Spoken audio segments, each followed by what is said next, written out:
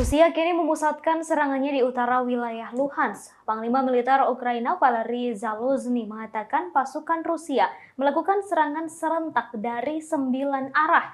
Mereka menyerang menggunakan pesawat, granat berpeluncur roket, hingga artileri.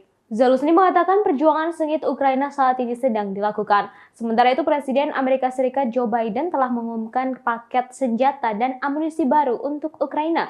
Sebelumnya, Biden menegaskan kembali dukungan Washington untuk Kiev melawan invasi Rusia dalam panggilan telepon dengan Presiden Volodymyr Zelensky. Paket senjata itu senilai $1 miliar Amerika Serikat dan mencakup lebih banyak artileri, sistem pertahanan anti kapal pesisir dan amunisi untuk artileri dan sistem roket canggih yang sudah digunakan Ukraina.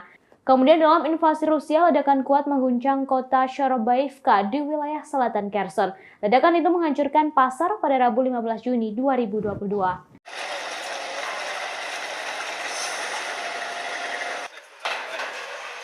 Давай.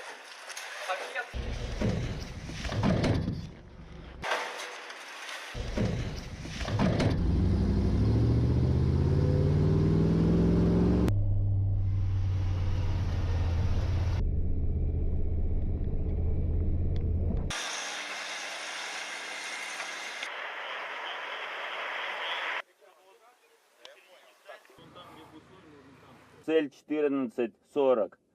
Живая сила и бронетехника. Прицел 575, право 375. 10 РСов навести. 671. Прицел 575.